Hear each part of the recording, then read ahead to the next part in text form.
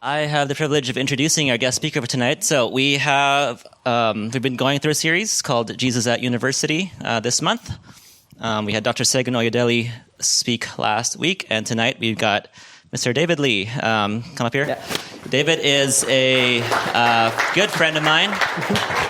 He wears two hats, at least, if not more than that. One with the Global Aid Network and one with Power to Change students here at UBCO. P2C is another Christian club here on campus that I was also a part of when I was in university here. David and I started university together in 2016. We both have Bachelor's of Sciences from UBCO. I think that's all. Welcome, David. Yeah. So, cool. Well, thanks for having me here today. So I'm really happy for the privilege to share a little bit about Jesus at University. So I'll take you on a little story from how I saw Jesus at University first when I came to UBCO. So little background about me, a little bit about myself. So, I was originally from Hong Kong. So that's me in high school. I was born and raised in a Christian family. I go to church, as a habit every Sunday, go to Bible study groups, go to all of that sort of things, throughout the week, youth group maybe on Saturday, church on Sunday and stuff. And I also led a Bible study group in my secular high school back then. And then I guess it was time to come to choose university. It's like, ooh, where should I go for university? So many choices, right? I knew I didn't want to stay in Hong Kong. I wanted to go see the world a bit more. So applied for 6 universities because that's the limit my high school will let me apply for. So I applied for 5 American universities and 1 Canadian one. I guess you know where I'm here now. So it's interesting how God brought me here to Canada. So out of all the 6 universities, only 2 of them accepted me. And I guess I'm here purely based on QS ranking. Anyone looked at QS ranking when they chose universities? Yes. Well, okay, no, yes, yeah, so anyways, my grade 12 self was like, oh, okay, that's a good metric of how to choose a university, right? And so, yeah, I'm here. And then I didn't know I was here, because I was like, yeah, I applied for UBC. I was like, wait, what's Okanagan? Anyone had this feeling? I was like, what's Okanagan? I was like, I was like, so it's not Vancouver. Oh, it's somewhere there. And basically, I have no idea where I was going to spend the next 4 years of my life, but there I was, the January before coming here, and I committed to it. So that's kind of my journey to university. And why am I saying this? Because back then, I wasn't putting my trust in God when I was making a lot of decisions. I would go to these Bible studies, lead it even, or be part of leading worship and going to Sunday school and going to church. But I called myself a Christian, but I didn't think, actually now thinking back, I was actually a Christian. I would segregate my life this is my church friends or my church self, and then there's my daily self I do in school every day. And it's segregated out. And I don't think I involved God in the decisions when I made, when I, say in choosing universities and stuff. You see, I use a really secular mindset, QS ranking, to choose it. But yet God still had grace in that. God still, worked through my bad decisions, you say, or maybe right decisions to, use me. So fast forward a bit. And then, so this is me in university. So I got to experience a deeper relationship with God during university. So I first came here. I got connected to Power to Change. So, there is when I learned that, hey, life as a Christian is not segregated out. It's integrated into your daily life. Living a mission doesn't have to be a Sunday thing. It doesn't have to be when you come to a gathering or Bible study. It's every day in your actions and your interactions with people. And so that's when I got to get to know Jesus more and have a deeper relationship with him. And you can see there's retreats I went on the right, and then, on the right, and then on the left, I went on mission trip. So the bottom one was in the first year of my university. I went to Paris for mission trip, and then second year I went to Copenhagen on the top. And so let's go to the next slide. So that's me. I also joined UCM as well. I was also part of it. So those were fun days, Christmas banquets, and actually, fun fact, Pastor James baptized me in the lake, and that was a fun experience, and that was me getting baptized there. So yeah, those are great experiences. And why am I bringing these up? It's because that Jesus is at university. He's at university throughout these groups, no matter if it's UCM or in Parity Change or the Catholic Club or even like other people like making their own little Bible studies I've heard in residences. Like Jesus is at university in these like tangible ways who manifests himself like that. And so it's really important to be connected to community. And that's why I guess you guys are here, and to find community which can keep you accountable, to keep you kind of like, like have someone to like journey together in your faith, because it's hard to do things like by yourself. And we as Christians weren't called to do this by ourselves. So that's kind of my university experience. Oh, I guess next slide. Let's see. Oh, yes, this. So any one of you felt like, what you study in university is kind of not related to faith? Anyone feel like that? Or it's really related? No? Yeah? Okay. So I felt like that as well. So in my second year, I was taking a fourth year class, as you see. So it was a Geography 423. Anyone in Geography East? Anyone? What? Whoa, yeah. What? It's so bad. What? East. East? No, what? You don't call it that now? What? I'm in East right now. What? Anyways, so I took a course, Geo 423 is called Development of Environmental Thought. So we went through like different ways of like, how like people think about the environment, think about their interaction with the land, how it changes through culture, history, and time and people groups. So that was like kind of premise of the course. In one lecture, it was about Christianity and geography. I was like, ooh, nice. Next week is Christianity and geography. I like it. I'm a Christian. I think I know all this stuff. I think we're doing great as Christians. And then, that class is a 20-something person class. Keep that in mind. And then I was like excited. And then I went into the class. I was like, sitting there, I was like, ooh, let's see what like the professor would talk about it. And then she was like, okay, so let's talk about Christians. Christians are bad people. They did a lot of wrong stuff in history. They used the Bible to justify their bad actions. Like you can see all those imperialistic countries colonizing like different places, enslaving different people, and also like exploiting like different natural resources, expansionism. Oh, and industrialization was caused by Christians, and climate change, pollution, everything. It's because of Christians like started all of this. I was like, wow, okay then. I guess we didn't have that big of a good impact in as I thought. And then so here's the Bible verses my professor used. And she was like, oh yeah, because Christians use the Bible to justify what they say. So here you can see Genesis 1:26 in NIV. Then God said, let us make mankind in our own image, in our own likeness, so that they may rule over the fish in the sea and the birds in the sky, over the livestock and all the wild animals, and over the creatures which move along the ground. And also, in Genesis 1:28, in ESV now, I'll get some more, variation in words. So, and God blessed them, and God said to them, be fruitful and multiply, and fill the earth and subdue it, have dominion over it, all the fish in the sea. And you get the point. So, she was like, so the highlighted words I had there, she was like, yeah, so you can see, that's why Christians were justified to rule over everything. Rule over, you see, subdue it. So you can everything's placed under your feet. Like you can step on it and stuff. And then so have dominion over it. Oh, that means everything you see, you own and stuff. And so that kind of thing. Oh, and the most interesting thing is be fruitful and multiply. So she was saying, humans are kind of like the virus of the world. They multiply and spread out and then, destroy the earth. We'll be better with less of them. So I went to going to that class. I was like, great. What did I just learn?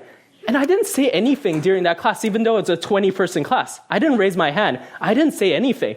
And after class, I talked to the professor. I was like, I kind of agree with some things you say, but can we talk about certain things? And then she was actually open to it. And then she told me that, oh, right, I forgot, you're a Christian.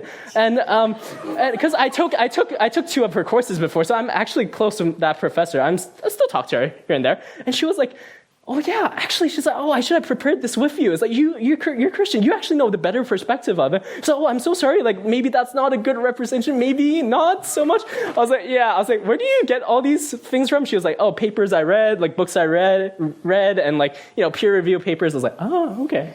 And she was just saying, yeah, like she's like, I should have done it like with you, and like you know more, and you could have talked, and you could have said something. And I was like actually surprised by her open posture about how she like treated me and talked to me. She was like, actually, she acknowledged that she had some like points that she didn't know, and she acknowledged that she would have been better to consult me or like someone who actually knows it. And then, but I should have said something also during that time, but I was too afraid to be a Christian on campus, too afraid to admit that Jesus is on campus. But yet here it is, the professor who's not a Christian, extending that offering to me. And the funny thing is that at the end, she gave me she had a comment for me. Well, this is a rolling comment she had for me over the years. She said, oh, David, you're not like those other Christians. It's like, you care about the environment. You care about climate change and stuff. And I was like, oh, how do you know I'm not like those Christians? What do you mean about those Christians then? It's like, how do you know I'm not those Christians?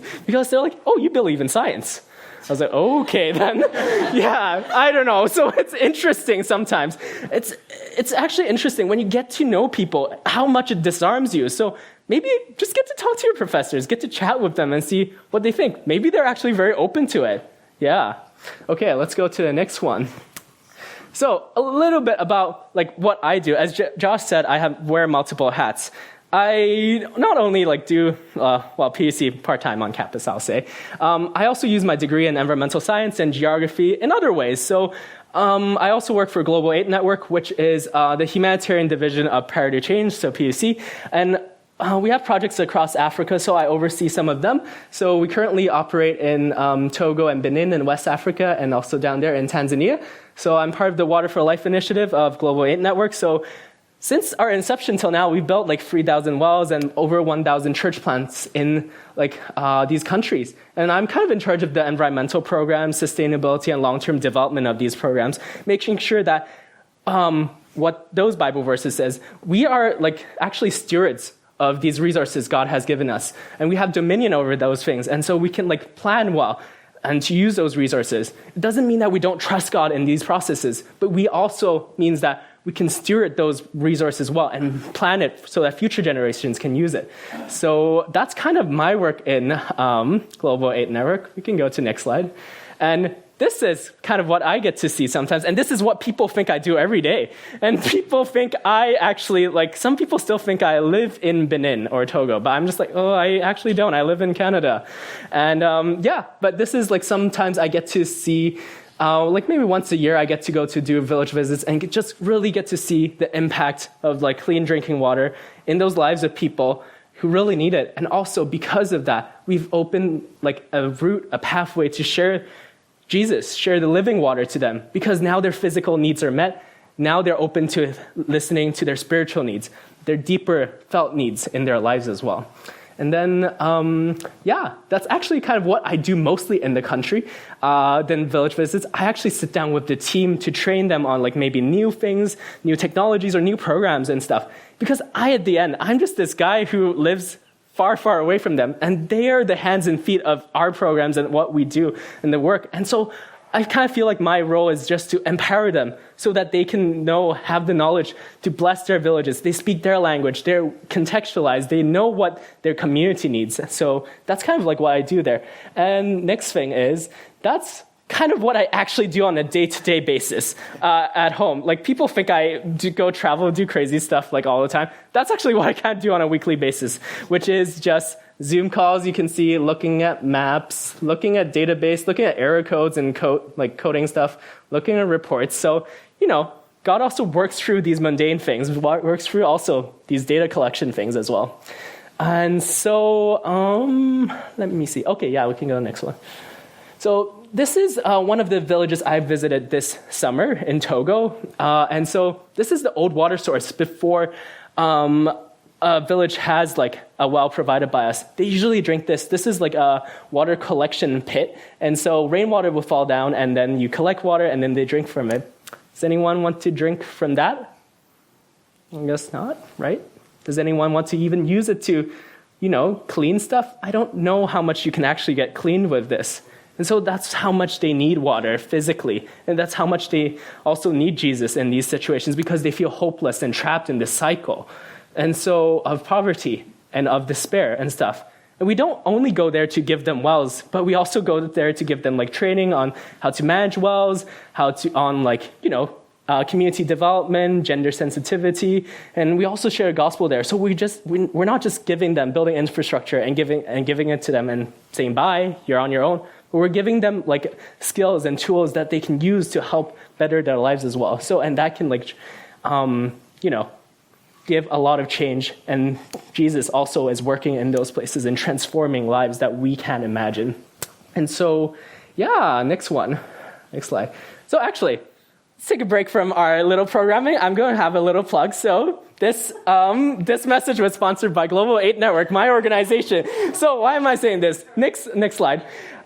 You can get the privilege of going to missions trip with me in August next year. So I have some info cards. You can come and talk to me afterwards if you like to join. So you actually get to go and see the work our teams are doing and how God is working in the local church, in the local communities there to make a difference in those communities. So it'll be August 2nd to 12th. And come talk to me afterwards if you want to know more and maybe join the trip. Okay, so little shameless plug, sorry. Yeah, okay, next. So I've talked about how Jesus is working in my life, or has worked in my life, and is still working. I've also talked about how I see Jesus in university, in these contexts. I also seen how Jesus worked in my life after university and stuff. But over these years, and doing some readings and also reflection and also processing things, I feel like there's two things I would like to, bring to you guys and give some, tangible advice to you guys about certain topics which relates to university life and how you encounter God here. So the first one is problems versus tensions. So in the next slide, you can see a quote by Pastor Andy Stanley. So it says, "Life is filled with problems to be solved and tensions to be managed. So sometimes it helps to know which is which." So think about it this way. If you try to solve a tension, actually you end up with more problems in life. If you try to solve a tension, you end up with more problems in your life. And you'll take sides. You'll turn corners. You'll debate, divide, and label. But those, at the end of the days, are not problems to be solved, but instead tensions to be managed. So there's actually beauty in tension. Tension is in all of our lives. It's in all of our works, and it's in every day. And so it's important because in the tension, we find the beauty of Christ. And in the story of Christ, actually, it's full of tension. So one example is Jesus himself was a paradoxical tension because he was fully human, yet at the same time fully God. When you think about that, he had to navigate the tension of being fully human, yet fully God. Divine, yet human. And also, he's the lion and the lamb. That's the tension. And he is also Savior, but also friend to us. So he's the only one who can navigate and walk through these perfect tensions. So this sounds really conceptual for now, but let me give you a little example of what tensions can be. So we can have a look. So look at this. Is it a tension? Anyone who's team coffee and who's team tea? No? Who likes coffee? Yeah? Woo! Who likes tea? Whoa. That's interesting. I'm team coffee, sorry. But yeah, see? It's a tension to be managed, not a problem to be solved. Okay, next one. Oh, now we're talking, right? Tim Hortons and Starbucks, right? Oh, it really feels like for some people it's a problem to be solved, right? Someone really likes one company, I'm not going to say, and some people really like another one. Some people stand by some things. But at the end of the day, it's a tension to be managed because it's just a preference. Everyone can like different things. So let's go to the next one. And so let's talk about an example of tensions we face as a Christian. So conviction versus compassion. And in the example of for the lost in our community, for the people who don't yet know Jesus. So sometimes some people here will gravitate towards deep, deep compassion to people, wanting to understand the burdens and the hurts of those community, those people there. And some of us will actually tend to gravitate towards deep, deep convictions about what Scripture says, that they cannot compromise anything, and that you need to tell them that they're sinners and you need to repent. But going back to that, when you think about that, in the case of compassion, in order for basically love to reign in this sense, truth has to suffer at time. And for conviction, it's the other way around. In order for truth to reign, love has to suffer. But this is not a problem we need to solve. It's a tension to manage because we can't have either or. Jesus showed us compassion at times, but yet Holy Spirit also convicts us. So this is not a problem to be solved, but a tension to be managed. And one way that you know where you gravitate is when someone talks on the side, usually the side you do not gravitate towards. And you find out where you land when you say, yeah, I totally agree with you. I totally agree with what you're saying. But you always have to make sure that your own tendencies, right, gets the last word of the saying. So in the next slide, you'll say, basically, where your butt is, there your heart will be too. So yeah, that's what Matthew 6:21 says, right? Anyways, so how would you know that which side you gravitate? Basically, you'll say, I totally agree with you, what you're saying, but so and so, but this and that. And that's how you know where you actually gravitate. And so if we try to escape tensions, we'll actually inevitably take sides, label others, and polarize. And at the end, no one wins, no one benefits. The enemy will delight. And it's the wrestling with tensions that will help us walk the way of Christ. And tensions are at a heart level. So you can't just jump to your own logical conclusions and intellectual arguments for your side, because that's going to hinder actually the work of the Spirit. And so we need to recognize that we actually have sides. But the main thing is, how do I need to learn from the other side? How do I need to learn? That's the question. And you need to sit with those tensions and try to understand what is it like to be like the person on the other side of these tensions. And there needs to be a lot of humility when it comes to navigating these tensions. And it's not easy. And as I said, Jesus was the only one who perfectly navigated these tensions. So let's look at some other examples after hearing this about tensions. So, very practical one we are facing right now. Do you agree? Studying, doing homework, these are things you can do alone. But also other things you can do alone is prayer, devotion time with God. See, it's a tension to be managed, not a problem to be solved. You can't just take one or the other. Our calling here as a student is, to do well as a student. So, I can't sacrifice each one or another. Okay, we can go to the next one. So, what about this? Having fun on weekends and going to church regularly on Sunday. See? Also a tension to manage, not a problem to be solved. Okay, yeah, that's good. Next one. Similarly, joining different course unions and clubs and stuff, and also going to other, small groups, Bible studies and stuff. Also a tension to be managed, because you need to balance your time out in these things. Okay, next one. Whoa, PDC versus UCM. Oh, tension to be managed or problem to be solved.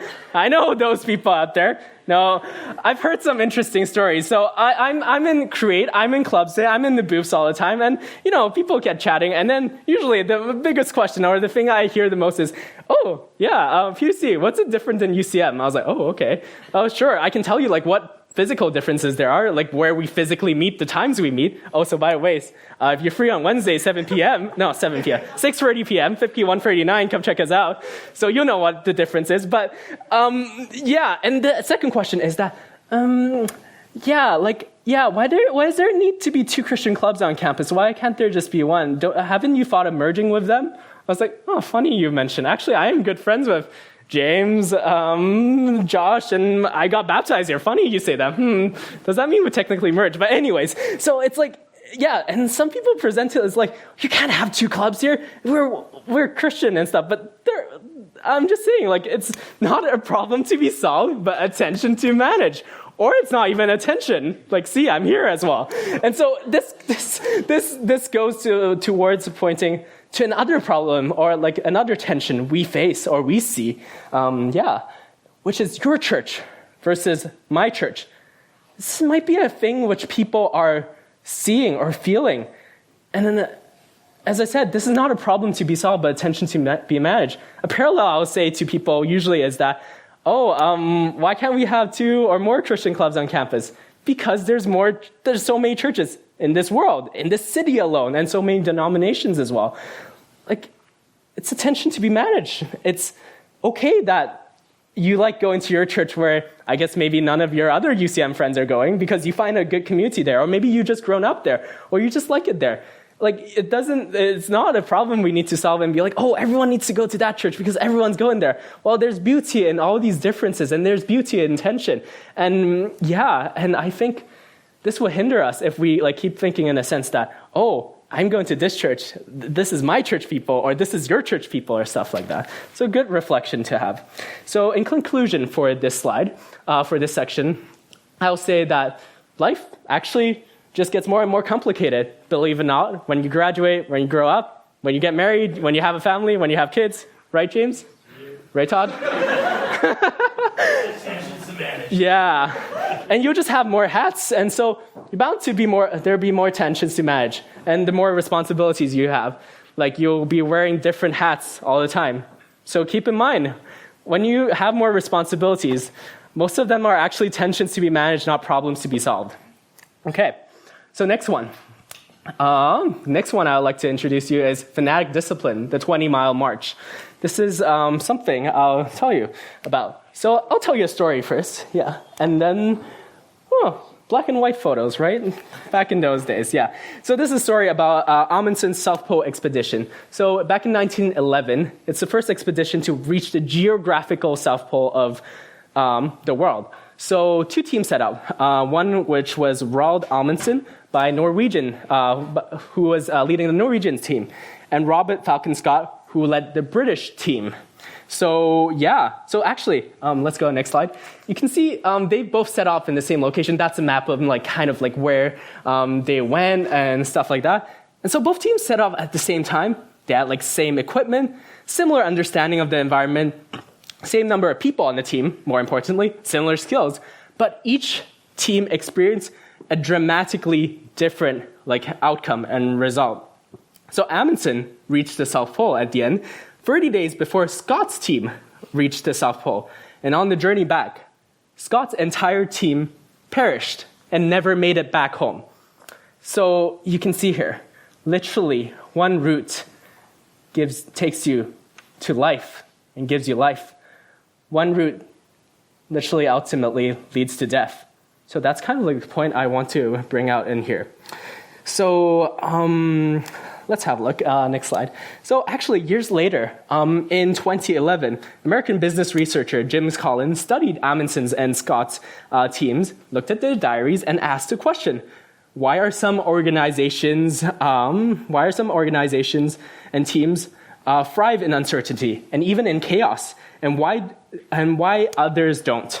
So Collins studied a lot of organizational teams and looked at these findings and published it in this book called Great by Choice. And what he found in his studies actually shocked his team.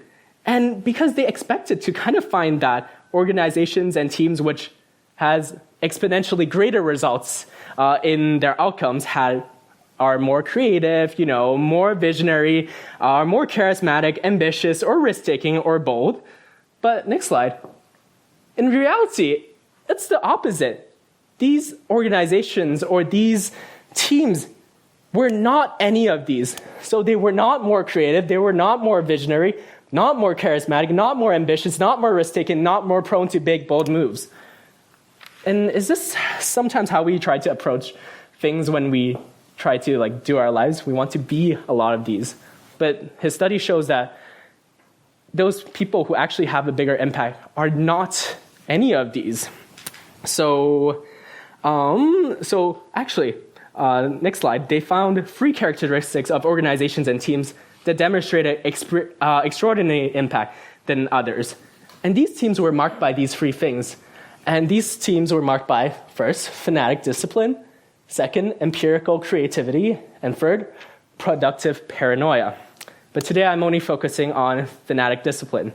So these findings, even though it's for organizations and teams or companies, but it's actually true for all of us. All of life, these can be applied to, and even applied to your current life as a student here. And I think these would be interesting for you guys. So let's go back to the story of Amundsen and Scott.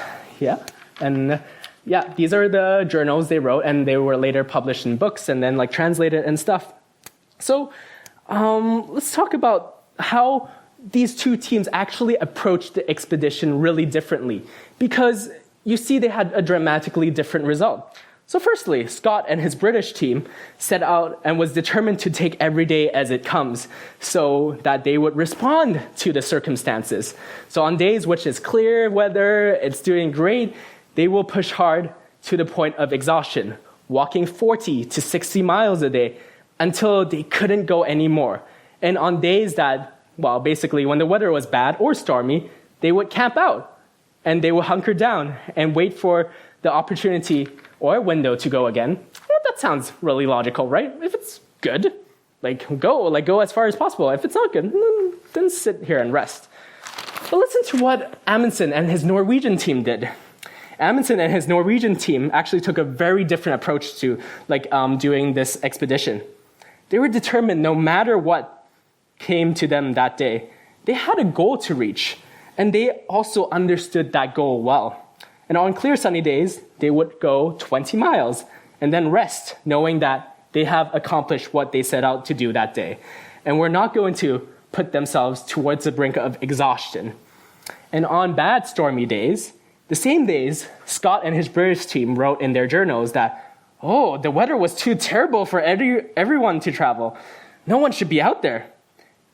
Guess what Amundsen did? Amundsen and his team traveled 20 miles.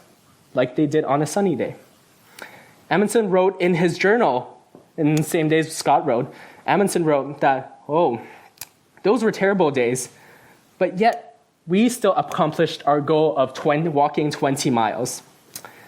Because Amundsen and his team refused to allow the weather and circumstances to dictate their goals they had and their mission they set out to do. So Jim Collins, back in his book, referred to this as fanatic discipline, which is the first characteristic I've shown. And it's not that Amundsen and his team didn't adjust to things. It doesn't mean you can't be flexible when you have this fanatic discipline. It just means that they were relentless in pursuing their goals and they know what they were doing. And so let's have a look at fanatic discipline. This is what fanatic discipline is. This is a definition, and we can read it out. So 10xers, those people who display exorbitant results and fruitful results, are extremely consistent, have extreme consistency in action, consistency with their values, long-term goals, performance, standards, and methods. They are utterly relentless and unbending in their focus on their goals and mission. So let's continue. And so actually, the signature of mediocrity is chronic inconsistency. And so our overstanding when it's good, overreacting, pulling back when it's bad, succumbing to hard and leaping for alluring but irrelevant opportunities. What leads to greatness is consistent, consecutive performances that has both a lower bound and an upper bound. So when you read this, does that seem true in your life? Is consistency a thing, or do you feel like there's times that there's no lower bound and upper bound, you just do things as it goes, as it comes to you? So all this results is not just how we approach life, but this can be applied to how we approach our walk with Jesus at the end. So when we are determined, no matter what the day brings, that we have to be in the presence of God. And that being in the presence of God is our number one priority for that day, no matter if I wake up, if I feel like it, or I don't feel like it. Whether that day I actually hear God's voice, or I don't hear God's voice. Or that no matter what, I'm going to sit in God's presence and speak to him and allow him to speak to us. And that will always have a greater impact in our lives than, let's say, for example, this semester, I will go to a retreat and fill me up again. Or, I'm tired this Sunday. I will go to church to feel the presence of God in Sunday, only at Sunday. Or, reading week is next week, right? Because I've finished studying, I don't have midterms, or I don't have assignments to do. I forgot to do my devotionals all throughout the semester. Oh, during reading week, I will spend the whole reading week reading the New Testament. Says no one, right? Yeah. I don't think that's going to fill you up. I think having consistency will fill you up, right? And so, similarly, in your families, friendships, relationships as well. If you're present in the day in and day out of those people, it's always going to have a greater impact than those who plan maybe a one-time big vacation in summer, or those who check in maybe once a year with people. Not saying planning big vacations are bad, but as I said, the day in, day out matters. Consistency matters. So the same can also be said about Sabbath. So feeling tired or burnt out now from 8 months of school, at the end of April, and then you'd be oh yeah, great, summer comes around where I have 4 months to big bow time that I'm away from school. Thinking, oh, those 4 months are the 4 months I will take a Sabbath. And then, reality hits, right? Then you have work in summer, or you have exchange, or you have just different stuff to do, or can go to a mission trip. Anyways, so this actually can't solve or replace a weekly rhythm with the Lord that is healthy, that he's wired us and created us for, which is a weekly Sabbath. Taking these long stretches without resting, and then resting afterwards, thinking that will do things, actually doesn't work. So now, look around you. When we switch off from daylight savings into standard time, it's dark at 4 p.m. now, right? And maybe you still have a 6 p.m. lab or lecture to go, or maybe a 7 p.m. UCM here listening to me talk. And you want to go to bed. It's cold outside, or I don't want to go outside. But we have to be determined that we have a goal and we have a mission to go at it despite the weather or despite the circumstances. So if you have a goal set out, you'll know that no matter what, I'll go to that lab, I'll go to the lecture, I'll go to UCM, I'll go to my church. And I'm standing here saying all of this, telling you this, not because, oh, look at me, I'm so good, I'm doing this, or I'm perfectly doing this well. There are times I cannot do this. I cannot practice what I said here, which is fanatic discipline, that I cannot do the 20-mile march. Or there are times I've treated tensions, all these tensions in my life, as if they were problems to be solved. So main takeaway is that you and me, we're all on this journey, on the same boat together, trying to learn and put these things that God has told us into practice. And at the end, we can't just rely on ourselves because we are weak, we're finite, we don't know what to do. But we need to rely on God at the end to be our strength and wisdom and our guide through all of this. And I pray that this message resonates to you and can be applicable to you for this semester. And so here's some discussion questions. You can turn to the people around you to discuss for 10 minutes. So 2 questions we have here. So name one tension to be managed that you currently have that you've been treating like a problem to be solved. As going back to the first part of the talk.